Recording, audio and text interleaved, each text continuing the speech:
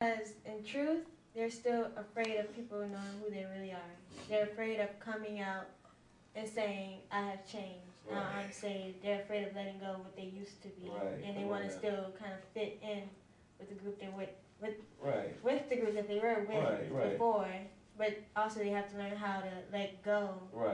And if those people who they used to hang out with, they have their choice if they want to come along with you, be on the side with you, or to continue to do what they do. That is basically what Rhea said. They're afraid.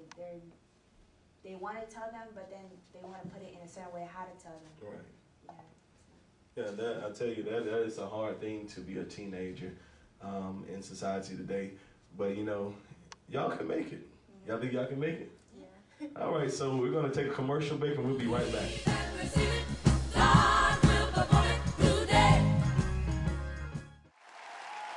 Welcome back to Faith Talk. And we're talking about youth and peer pressure in today's society. We have added some more guests up here with us. We have to my right, Jakari, and to my left, Kiana Brooks. And Mrs. Kiera. Amen. Miss Allison. Oh, I'm sorry, we forgot about Sister Allison. But yeah, we've added these to just talk a little more in depth on peer pressure and how it affects our youth. And we have added a young man up here that experiences a lot of the things that young ladies experience. And Brother Jakari, what are some of the things that as a young man that you experience dealing with peer pressure? I've experienced a lot. Right. So, like, what are some of the things that you've been pressured to do that, you know, that you had to, you know, kind of resist it? Drugs, right? Girls, even robbing people. Right. Because everybody's doing it, right? I mean, it seems like all the friends, well, everybody's not doing it, but it seems like all of your friends are doing it, you know, and it seems like everybody is like the right thing to do when majority of the people are doing it, because society, we are scarcely in Christians, especially in teenage years. So how do you maintain your salvation in school dealing with these issues? I just mostly stay away from it, you know. I have my friends that's, you know, they're good, they don't do those things. I just try to keep away from it. Right. Focus on other things. And you're an athlete, right? Yes, sir. Yeah, and a lot of peer pressure that you have, you don't want to ruin your future, right? Yes, sir. And nobody really wants their future ruined by peer pressure, correct? Because peer pressure, it can ruin your future. A teenage mother, you know, it ruins their future because a lot of the ambitions and dreams that they have, you know, are going down the drain now because they can't do a lot of the things that they wanted to do. So, again, over here we have Sister Waynisha. And how does peer pressure affect you? It doesn't. It doesn't? I don't care. And I can believe that about you, know who you are, because I don't care at all. Cause like, okay, I have my friends that like they're not safe, but they still do good. So I be with them, and then I be with Brie because she go to my school. Right. But when I have some friends that's like crazy. Right. And then you know me, I'm gonna tell you. Right. When you doing something to me that's gonna be I'm gonna tell you. Right. I'm gonna tell you.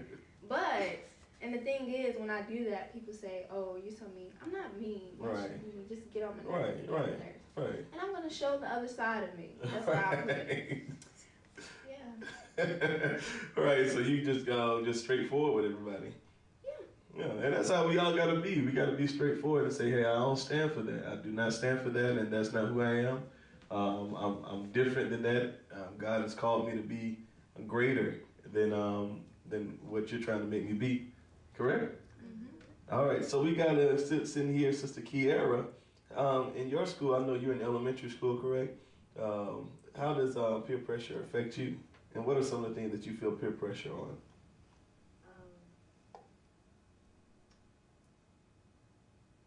That's a really hard question.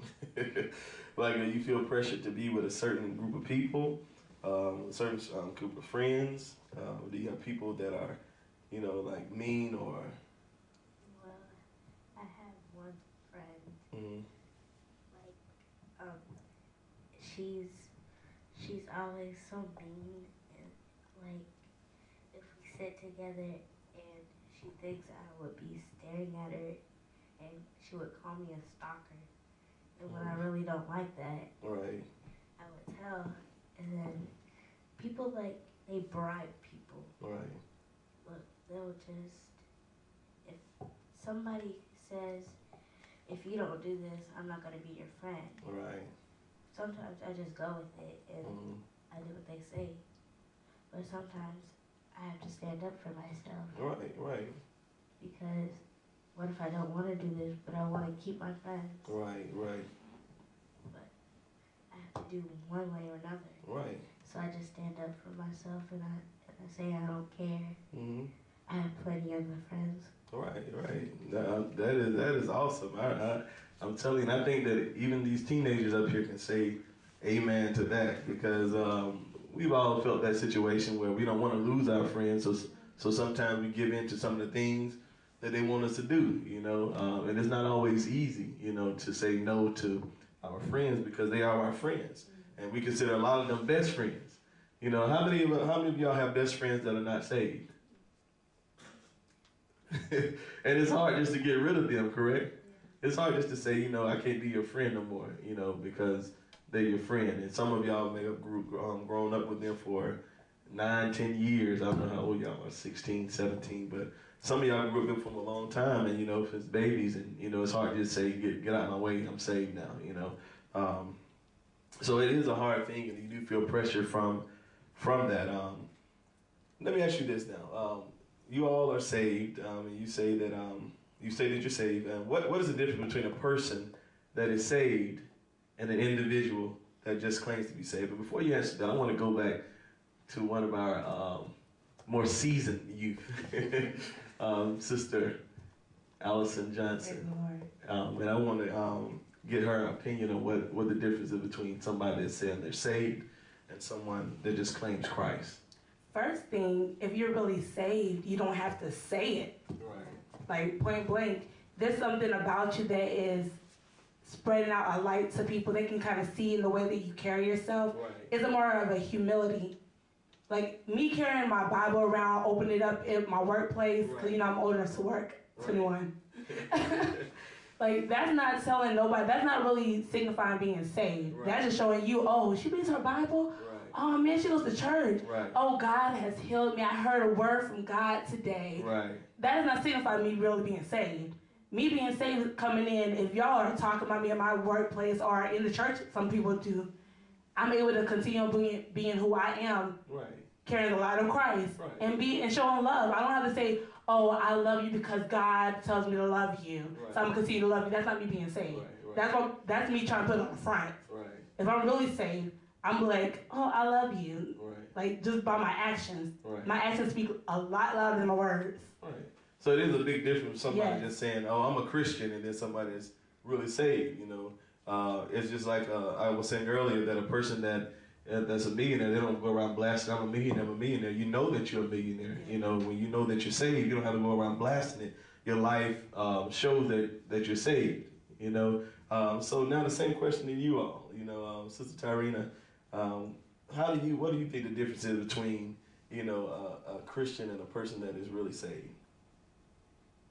Well, a Christian, okay. Or a person that says they're a Christian, you know, because many people are saying, hey, I'm a Christian, I go to such and such, but their life that they're living behind it is not depicting what a Christian should be. Well, it's like what Allison said, but if you're really saved, you don't have to say it because people should see Right. yourself, your actions, what Right. you do, and how you approach a problem or something. Right. And you know, it's funny because it makes it seem hard to say I'm a Christian nowadays, because you don't want to be people to automatically say that, hey, that you one of them old, or you one of those Christians, you know. So we have to live by actions and not by words, correct? Mm-hmm. Now, so how many people in your school know that you all are saved? Do y'all promote your salvation in your school, or is it something that you're trying to hide? We'll talk to Sister. Say the question again. Do you promote your salvation, like you're not afraid of your salvation, or do you hide it? You know, because some people are afraid to be who they are for us being saved. No, I don't hide it, because one time we was